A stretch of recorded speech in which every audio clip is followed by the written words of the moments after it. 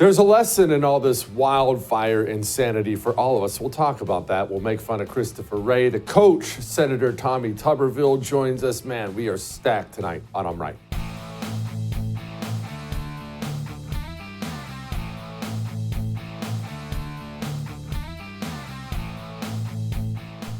I had a little light come on in my car this morning.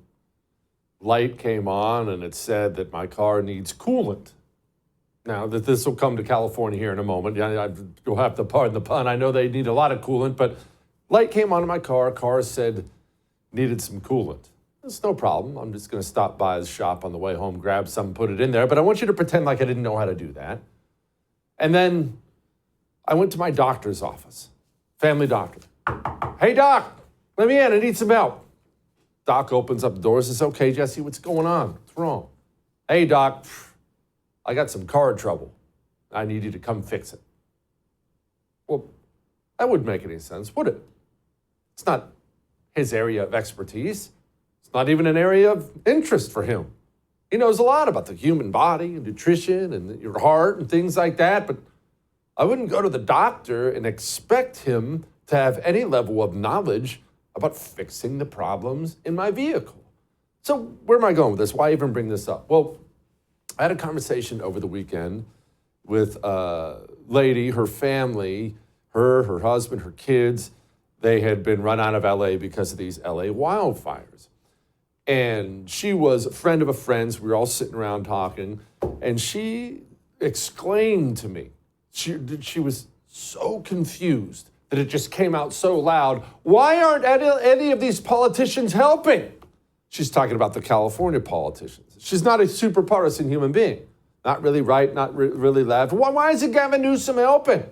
Why isn't Karen Bass helping? Why aren't these people helping? And very similar to me going to my doctor to fix my car troubles, I had to explain to her, you should have seen the look on her face, I had to explain to her that you, me, we have a completely different outlook on what our politicians should be doing, different than what they think they should be doing. You see, you, me, when I elect somebody, wherever they are, whether it's on the school board, if I elect someone to the school board, I expect them to dig in, to feel a duty and dig into the kids and the school and the curriculum and get everything laid out. When I elect somebody as mayor of wherever it may be, I expect them to have a sense of obligation, a sense of duty towards whatever town or city they're a mayor in, and they're going to go to work and they're going to put in the work to be a mayor and do those things. A governor, same thing for his state. He's going to show up every single day. He's going to lay awake at night and he's going to stress about what's going on in his state. He's got to fix his state. That's what you want politicians to do. That's what I want politicians to do. But what we have right now in California is just the latest example, is an extreme case of what happens when there's only one party rule, so there's never any performance competition for places like California when it comes to Democrats. If you are a Democrat at whatever level you're running for office in California, you never, ever, ever, ever, ever, ever, ever, except for the red counties, you never have to worry about competing with Republicans in this way. Meaning you don't have to get up and, hey, I want to be mayor of LA, and my Republican mayor wants to be mayor of LA, and boy, he's got some bad ideas for the city. I've got good ideas for the city. Here's all the ways I'll help the city prosper and be safe. But my Republican, and the Republican he'll have his own views. No. This is how we're going to prosper and be safe. But you don't ever have to concern yourself with these things in a place of one party rule. And so what happens? Well, if I'm a Democrat and I don't ever have to concern myself with the Republican that may be running, well, I now just have to figure out how to win my primary against the Democrat. And in this day and age, the year of our Lord 2025, what's the best way to really stand out if you're in a primary field full of Democrats? We have to prove how communist you are. Oftentimes, you need to check the cultural Marxist boxes. Is he gay enough? Is it a woman? Is it but really, what it comes down to is who's the craziest. That's how you stand out in Democrat primaries. No. You want to tax the rich? I want to murder the rich. Oh, yeah, go vote for that guy. That's how you stand out. Well, what you get when you vote that way enough times is you get people in positions of power that LA, I mean, Karen Bass of LA, the concept of LA making LA better, that's not why that person's there. That's not why that person ran for office to begin with. That person ran for office to do what communists always do. Of course, promote the revolution, but reward her friends and punish her enemies. Those are, as we've discussed many times, the only two things a communist does with power, and they're the only two things he's interested in. As I explained to my friend from LA,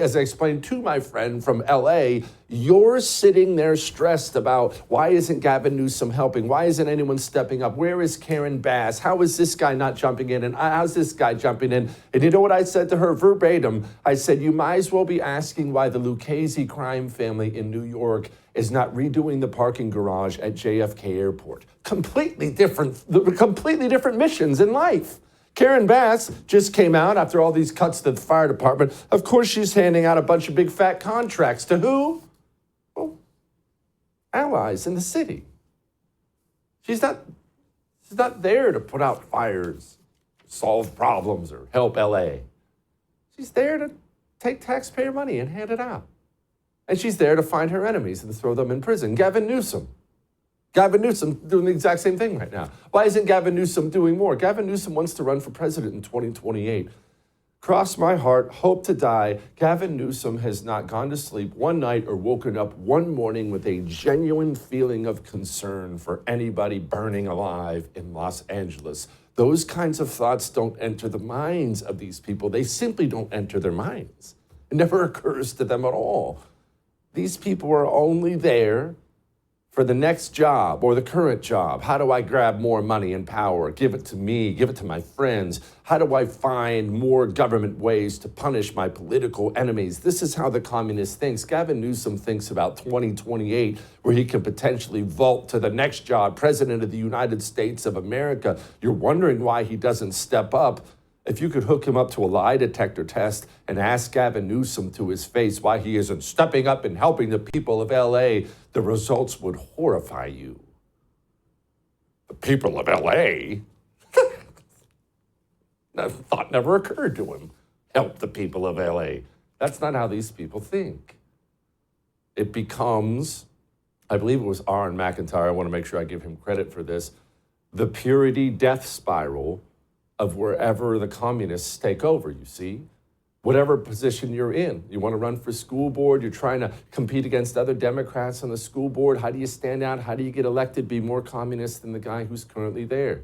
You're Karen Bass, you're running for mayor of LA, you're running against this Caruso character. Yeah, he's a business guy, he's got business interests, but you can just tell people, look how black and lesbian I am. You got to vote for me. Gavin Newsom, same thing, on and on and on it goes. And if this goes on for long enough, you'll eventually have the second biggest city in the United States of America on fire. And not only is nobody putting it out, no one's even interested in it. They are interested, though, in the revolution, you see. For the communists, it is, as Mao said, revolution without end. It can never end. Every single thing. Once human beings are just cogs in the wheel, once you don't care anymore, once you're a communist, once you're an anti-human, once those things come, then everything is really just an opportunity to push forward the revolution. These types of catastrophic risks, these fire risks, they are increasing. We're seeing the change coming from climate change, and we're seeing more significant severe weather events. That's what we're seeing here in California. This idea that this is just the new world we're living in due to the climate crisis, extreme heats, prolonged droughts, hurricane force Santa Ana winds, all of that created the tinderbox fueling this catastrophe. Does the scale of devastation in Los Angeles indicate that we as a country are just simply not prepared for the realities of the climate crisis? No matter what, it all comes back to the revolution. Joining me now, my friend John Phillips, host of the John Phillips Show. He's joining us from Palm Springs, California. John, It really doesn't matter what happens. Hurricane, arson, looting, it doesn't matter. It all has to come right back to politics for these people. They don't see death. They don't care about it. It means nothing to them. Let's just go ahead and take their argument at face value for a second, because it still makes no sense. Their argument is that climate change is so severe now that cities and states, with the normal response that they would give to something like this, just can't keep up with it. Okay, fine. If climate change is that big of a deal, then wouldn't that be the place where you're spending all of your time? Wouldn't you recognize that the fire risk is now greater than it was before? The flooding risk is greater than it was before, and put your time, your energy, your resources into that because you know it's coming, instead of, gallivanting across the globe, going to inaugurations in Ghana, or traveling around the country campaigning on behalf of Grampy Joe and Kamala Harris after that. If they actually believed what they're saying now, they would stay in California and they would be working on trying to mitigate all of these potential dangers. But they're not. And here's the other thing. Could you blame climate change on erroneous text messages that were sent to everyone repeatedly in the county, telling them to evacuate, even if they weren't in an evacuation zone? Is it climate change responsible for them taking a reservoir offline so that there was no water to fight the fire in Pacific Palisades? Was it climate change that cut the budget of the fire department and then lied about it? If these people were serious, they would be acting in very different ways than they are now. They're bad at their job, they're absentee landlords, and they just got caught with the worst case scenario. This is the consequence of bad government that we have to live with in California. John, I tried to explain to people a couple minutes ago that they are serious. They're just not serious about anything that the people care about. You know, the people think that they're out there trying to stop fires or help LA or California, but these people are so sick and they've lived in a place with one-party rule for so long that California or LA or protecting people, these are honestly, they're childlike concepts for them. California never occurs to these people. Well, and they're also bitter. Don't forget, Gavin Newsom thought that this cycle he would be the Democratic nominee for president, and he would be the president-elect at this point, getting ready to start his term as president. And then Grampy Joe screwed him over by endorsing Kamala Harris in the tweet, and now he's just a lame duck governor. Karen Bass was on Grampy Joe's short list to be vice president. It wasn't until Kamala Harris's political people kneecapped her with all of those negative stories about her praise for Castro and all of her history that knocked her out of the running. She thinks, I'm sure, that she should have been the Democratic nominee for president. She should have been Grampy Joe's vice president. So they feel like they're being punished by having to deal with state and local issues that they were elected to deal with. And they don't have any thoughts on these things. They see this as just them being on some kind of detention or home confinement. They see themselves as heads of state, of leaders of the free world.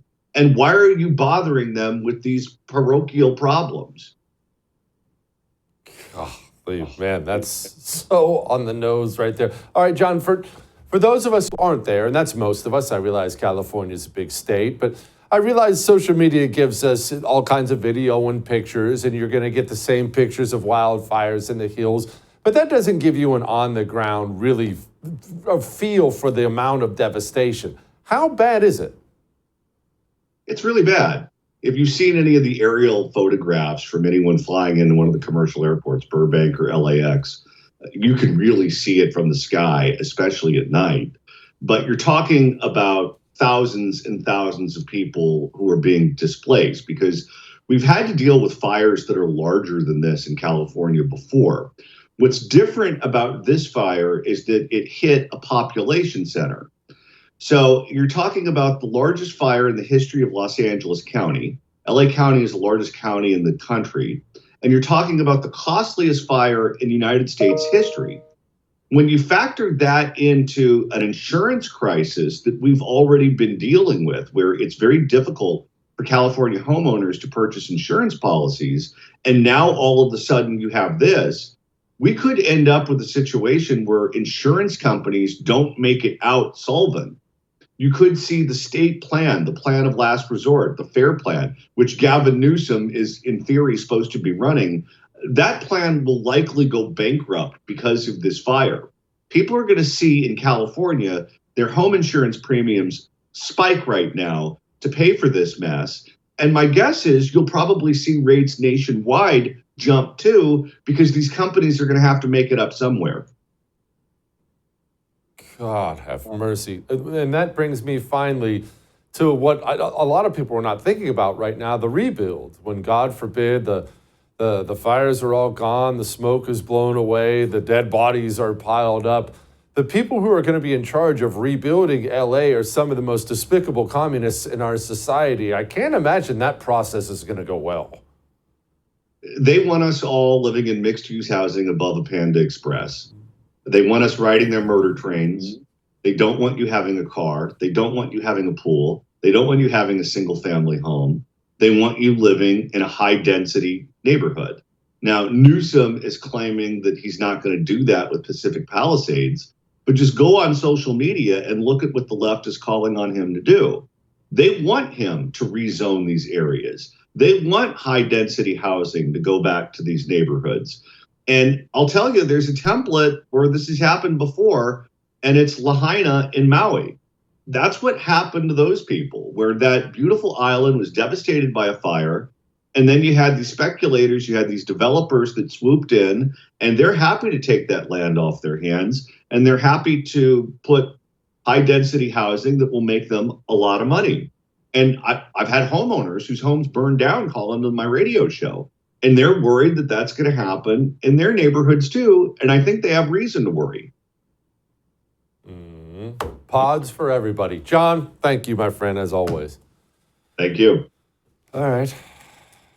Kind of thing can make it hard for you to go to sleep at night, right? Well, it's hard for you. It's not hard for me. I have dream powder from Beam. I have no problem sleeping at night, no matter what's going on in the world, the wildfires, the politics, the insanity. Dream powder is natural. There are all kinds of little pills and things you can take, prescription, over-the-counter, that'll put you to sleep for sure. And every single one of them I've ever taken in my life has you feeling like garbage the next day when you wake up. One thing I've ever taken had me waking up feeling good. That was dream powder from B. Want some of that?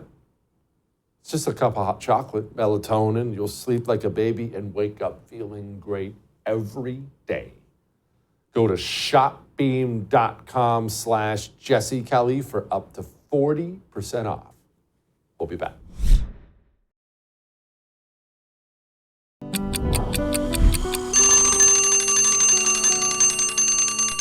Joe Biden's almost done. We are 1 week away from our long national nightmare being over. So before we go talk to Lee Smith and get the skinny on Kash Patel, the deep state, Lee Smith has some concerns about some people coming into the upcoming Trump administration. Before we do that, let's walk down memory lane, shall we? Making sure that we're able to make every single solitary person eligible for what I've been able to do with the COVID. With dealing with everything we have to do with. Look, if we finally beat Medicare. The beer brewed here, it is used to make the brew beer in this refinery. Oh, Earth Rider, thanks for the Great Lake. And I had a nurse named Pearl Nelson, military. She'd come in and do things that I don't think you learn in medical school, nursing school.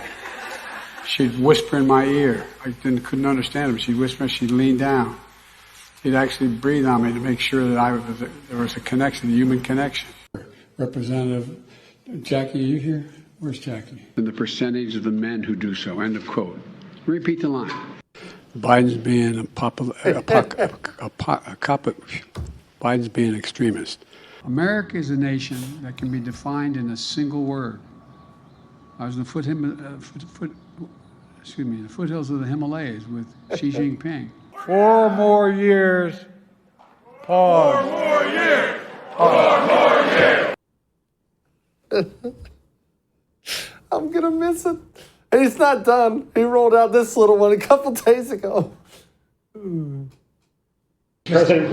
President, do you regret your decision to run for re-election? Do you think that that made it easier for your predecessor to now become your successor? I don't think so. I think I would have beaten Trump, could have beaten Trump, and I think that Kamala could have beaten Trump, would have beaten Trump. It wasn't about, I thought it was important to unify the party. And when the party was worried about whether or not I was going to be able to move, I thought, even though I thought I could win again, I thought it was better to unify the party.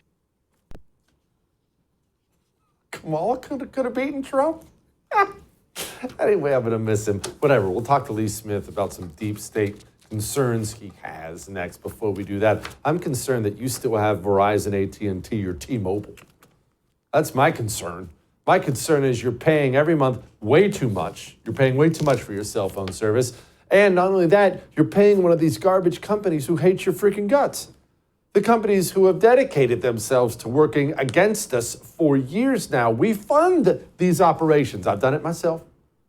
But we don't have to do that anymore when it comes to our cell phone. You can switch to Pure Talk. It's easy. Pure Talk actually loves the country. Pure Talk cut my bill in half. Their CEO fought in Vietnam. This is my kind of cell phone company. New phone or keep your phone, new number or keep your number. They make it easy. Pure Talk makes it easy. puretalk.com/JesseTV. We'll be back.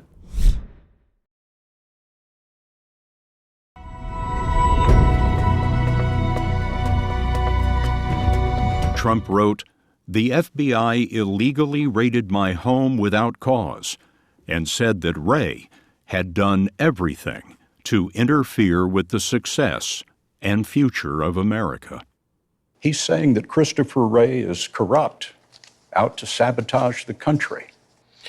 Listen, I'm accustomed to people expressing all sorts of opinions about me, just like about everything else. I can tell you that I have been my whole life, my whole adult life, a conservative Republican. More importantly, a strict, by-the-book law enforcement professional. I do take very seriously attacks against our people in the FBI. Yeah, he takes that very seriously. And you keep it up, he'll send one to your front door. Joining me now, Lee Smith, columnist at Tablet Magazine, author of the book Disappearing the President. Lee, I don't know what you're stressed about Christopher Wray arresting school board moms for, and, sending the counterterrorism division after us. He's a conservative Republican. Yeah. Well, I mean, this is also, remember what they said about James Comey and Robert Mueller, too. And I mean, this is, Jesse, as you well know, this is a familiar tactic in Washington, D.C., where people disguise themselves as conservatives, Republicans, to get jobs as Democrats, where they can target Republicans, where they can make friends with Democrats and then agree to target Republicans. Again, remember how this happened with Robert Mueller, right? It was Comey and other friends, Republicans, who went after Scooter Libby. Well, this is the same exact thing that happened with the Trump administration. Republican Christopher Wray, friends with Republican Governor Chris Christie, targeted the Trump administration. So that's, it's more insider DC linguistic garbage. Speaking of the Trump administration, you have a wonderful piece out in Tablet called "The Deep State Strikes Back," talking about the attempts, or I guess successes, of the deep state already infiltrating the next Trump administration. What's going on? What should we be looking at? What's happening, Lee? Well, I'm concerned that that maybe different Trump officials have not learned significant lessons that I think all of us who supported Donald Trump or not, all of us Americans would like to think that this Trump administration has learned going in that there will be efforts to undermine them. And look, even if it's not just as overt as Christopher Wray and the FBI spying on the Trump campaign, spying on the Trump transition team, and then spying on the president himself, right? And this was James Comey as well as Christopher Wray, that there's going to be efforts to turn Trump administration policy to suit the interest of DC insiders. And so that's really what that piece is about, that there are problems with the figure that the NSC staff, Trump's NSC staff, is looking at to be senior director for intelligence, which is really a key post, and because that's the president's liaison with all 18 of the intelligence services across the board. This person is extremely important. This person knows all the covert operations. This person is also responsible for making sure the presidential daily brief gets to all the people across the cabinet, and is in contact with the White House about all sorts of crucial intelligence matters. And if you don't have the right person handling that job, if you have someone who's going to try to who has their own ideas about how the world should work, then that in itself is a problem, never mind the fact that they might try to undermine them. And I will say that position last time, the people they had in place in 2017 were very good,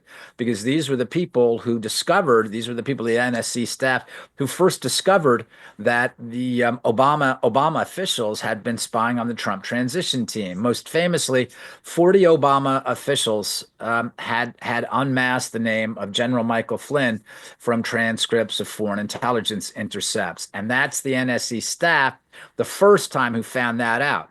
So there were some also very excellent people on that NSC staff in 2016, 2017, and throughout the entirety of the first Trump administration.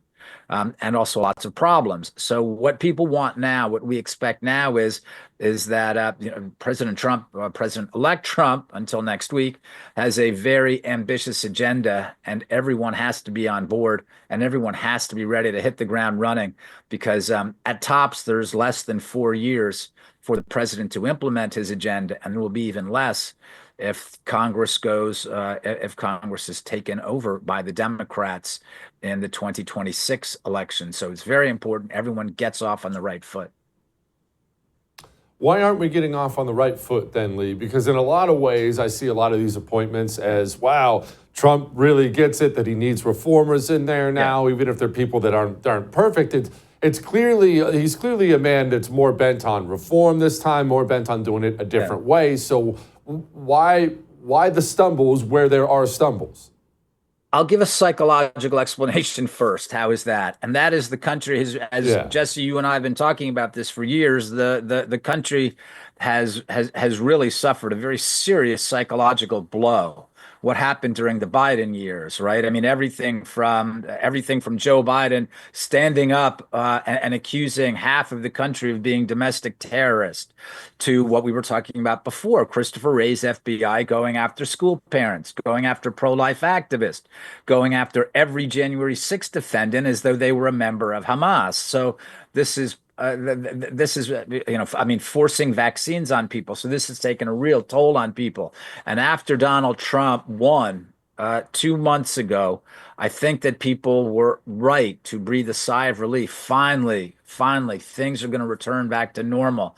But I don't think that people are prepared for the fight ahead. I think that people have relaxed too much, and they believe that right now that the left, the psychopaths on the left, the pathological the pathological liars and the lunatics on the left are now going to lay down and go, well, after all, Trump won in a fair election. They won the popular vote too, in fact. So I guess we have to, we'll be the loyal opposition, but we're not going to go crazy the way we have for the last 8 years. So I think that lots of people heading into that administration are assuming that we're looking at a normal 4 years ahead, and we're not going to be looking at a normal 4 years ahead, because we're still dealing with the very same damaged, deranged people in the media, in the a large number of people in the intelligence services, and just different political operatives on the left. So I think that's one reason people have let their guard down. Frankly, they're not prepared Lee, yet for what's going to happen. What are we thinking about Kash Patel? Not that I need your endorsement of him. I already know your thoughts and my thoughts as well. I'm excited. It's going to be good. But what can he do? I mean, I've talked to people when it comes to CIA head that have told me that they're just going to keep everything from the director. They're just not going to show him many things. What do we think he can accomplish? Well, I think that that Kash Patel believes that look, it's very interesting, the Christopher Wray thing. I reported this and my first book about these operations against Donald Trump, plot against the president. Devin Nunes asked Christopher Wray to have some of his guys come over, and Kash was one of them, to show them the details of the Nunes memo. So Kash is it's very important. While Kash is very lively, very vivid, exciting character, Kash is also a real a professional too, and he knows how to follow procedure. He knows how to get different people on board. And look, there's lots of people, Jesse, I'm sure you've spoken with them too, FBI agents who are still in the Bureau or people who have retired from the Bureau who say Kash is the best guy. He's going to have lots of people on side who want to reform that institution, who want to fix it and make it serve the American people once again. It's designed to serve and protect the American people. And I think that Kash is going to have a number of people who are going to link arms with him and are going to do it. Look, it's really exciting, actually. For the first time in my lifetime, Jesse, I'm sure you grew up in the same way. TV shows, movies about the FBI, Elliot Ness, The Untouchables. Wow, what an amazing crime fighting institution this is. As a little kid, you go into your local FBI field office, you go down to Washington, you get an FBI t-shirt, and you just think the FBI is one of the greatest places ever. And what have we seen in the last few decades? It's terrible. They're turning against Americans. And then you see people, how they respond to Kash, like he's a real life superhero. So it's great for the country. It's great for the FBI. And I think it's going to turn a new page on a very, very important institution. I agree. All right. Finally, Joe Biden, of course, whenever he can get functional, gets up there and gives speeches now. He gave a big foreign policy speech. What kind of foreign policy changes, legitimate ones, can we expect when Trump gets there? Well, I think a very important thing to keep in mind, what Donald Trump means by America first is not that America will merely withdraw into itself and we'll figure out how to fix its problems. That's one of the things that we have to do. And that's one of the things, it's one of the reasons, that is the reason why Kash Patel is at the FBI, to fix that. So there's lots of things that need to be fixed. But America first also means that America number one.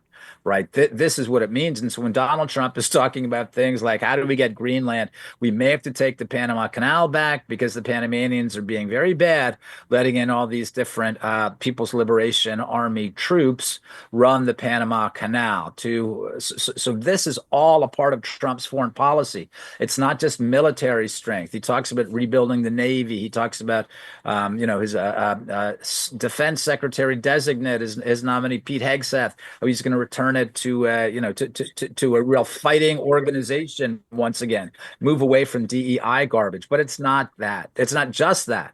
It's not just America's military might. It's also America's economic might and diplomatic might. So that's how I see Donald Trump's foreign policy, that America, once again, the indispensable country. Now, we know Donald Trump is not going to go off looking for foreign adventures, looking for wars, looking for trouble. But it's important to keep in mind what makes Donald Trump a great foreign policy president is not simply the fact that he didn't engage in any new conflicts, right? It's by exercising American might through all those different means, military, economic, political, diplomatic, that we should be able to ensure American peace and American prosperity. And that's the point, the purpose of Donald Trump's foreign policy. So I think it's going to be, again, I think it's going to be a great and important time to right a whole bunch of things that have just that have just gone crazy. I mean, just to take one short example, if you look at the Red Sea, how this Iranian-backed terror group, the Houthis, the Houthi rebels, effectively pirates, right? And how they've affected Red Sea shipping. This is bad for Americans. It's bad for the American middle class. anything that interferes with shipping across the world is bad for America, and it's bad for our markets, it's bad for energy prices, it's bad for what we sell and what we buy. And so just the fact that Donald Trump, again, is going to exercise American power on behalf of Americans is not just an improvement over Joe Biden, it's a 180 turn from what the Biden administration has been doing the last 4 years. Sign me up for that. Lee, thank you, my friend, as always. Pete Hegseth's confirmation hearing is tomorrow. The coach, Tommy Tuberville, joins us to talk about it next.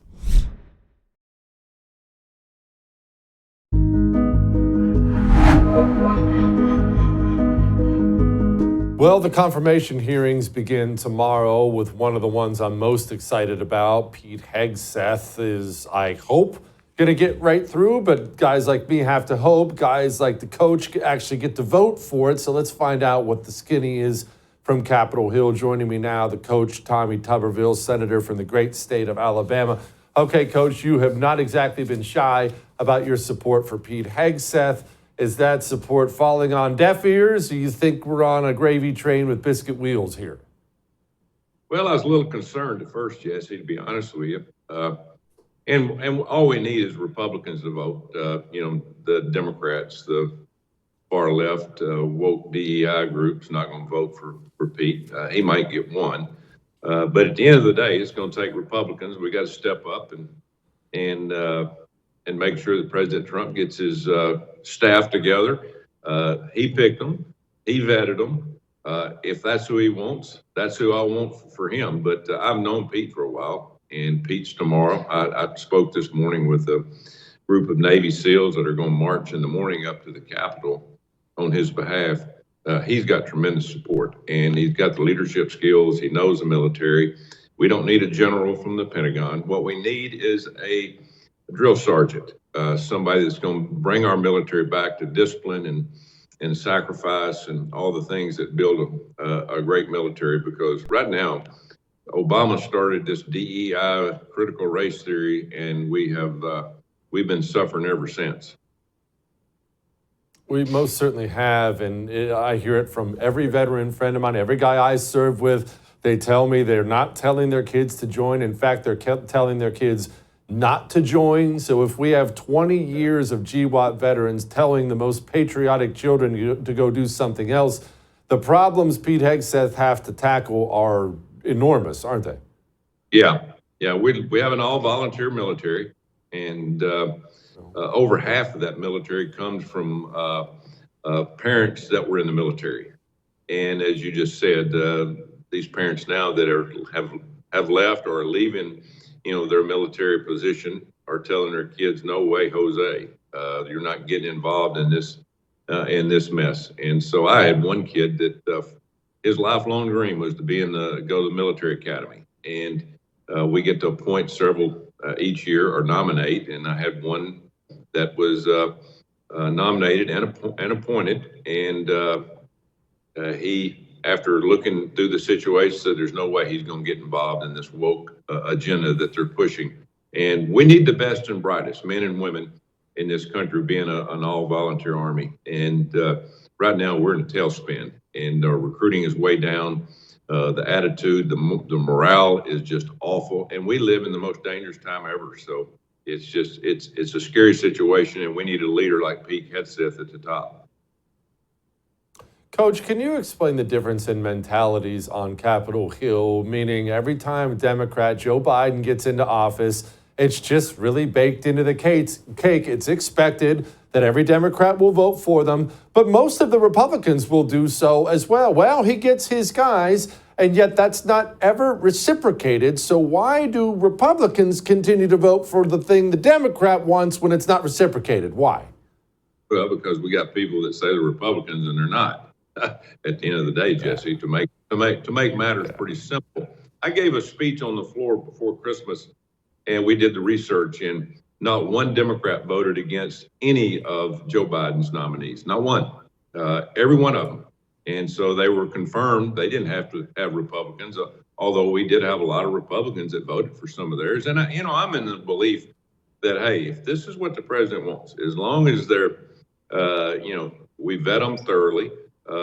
That's who they should get. When I coached, I didn't want somebody telling me what offensive coordinator hire or what offensive line coach. You want to go in there and understand the people are going to be behind you 100% with loyalty, and you can get this built. And what happened to President Trump on his first go around was the deep state pushed a lot of people on him that absolutely were not Donald Trump type of people, nor American people that believed in the future of this country like we do. Tell me about this men and women's sports bill. I can't believe that's necessary to have a bill like that. That really kind of speaks to how sad of a place we're at. But what is this bill? Well, the Protection of Women and Girls in Sports Act. And Jesse, this is third time around. I've had 2 votes on it, and neither one of them got the votes. Every Democrat, except for Joe Manchin, voted against me. And first time around, I actually had a couple of Republicans that voted against me. And all this basically says is no biological males in women's sports. No dressing rooms, no showers. If you're biologically that person, I don't care whether you've had a transgender surgery or whatever, you still don't get that opportunity because there is a difference. And some people, at the end of the day, they believe this nonsense, and we've got to get past all of this. Coach, 1 week from today, to wrap all this up, is a critically important day for the United States of America and the world. That is the day my Buckeyes will play Notre Dame in the national championship game. But I can't help but lament college sports a little bit. I try not to sound like Grandpa Jesse since I'm only 43, but players, $6 million a year, switching schools every year. Coach, I mean, this is not an improvement, and it's not good. No. What happened to education back when I was coaching, just 8 years ago? You had to have a certain amount of your courses going towards your degree, or you lose your eligibility. Well, now eligibility is not even talked about.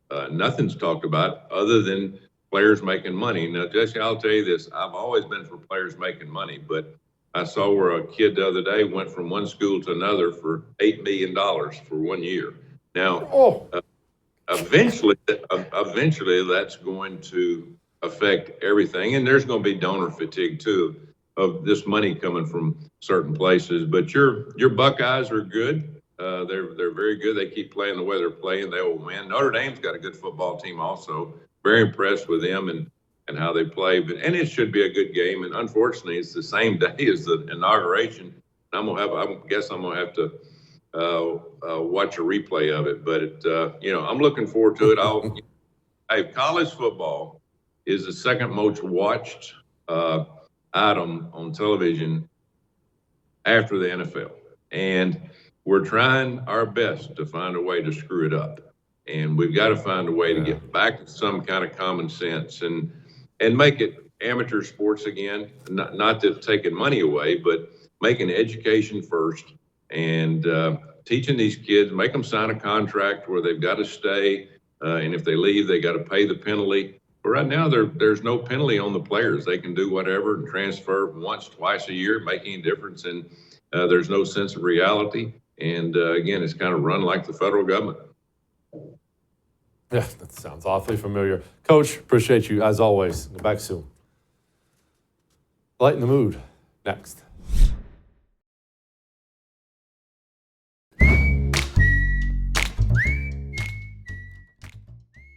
All right. It is time to lighten the mood, and for our Lighten the Mood segment tonight, it's something a little different for us. We want to shine the light on somebody who you're probably familiar with. Chef Andrew Gruel comes here, and he does the show American Gravy right here on The First, where he teaches you and me not how to do fancy Michelin chef stuff. How do we make amazing meals right here at home? I love Andrew. He's always welcome on my show. He's also a Southern California man, and he's been organizing real, genuine help for these people. Here he was.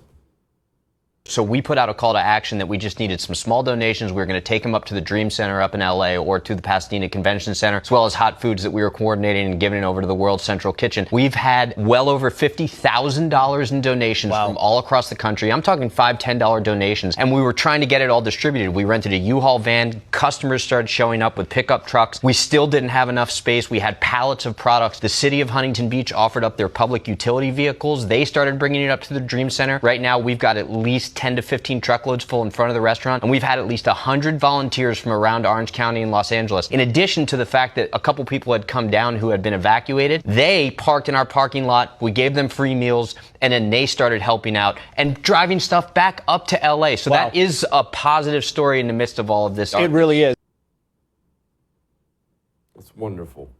Americans really are wonderful to each other most of the time. It's nice to see. Our buddy Mike Cernovich has also started a Give, Send, Go. It's raised over $238,000 right now. Meals, baby formula, shoes, things you don't think of. If you'd like to contribute to that, and I would encourage you to do so, givesendgo.com/California Fires is where that money should go. All right? All right. We'll do it again in a moment. I would thank you for coming to my YouTube channel, but I know how brilliant it is, and I know you love it here. So subscribe and watch. We're going to start really ramping things up and putting some funny stuff, some interesting stuff out there, some collaborations. Either way, my YouTube channel is officially the place to be. So stick around.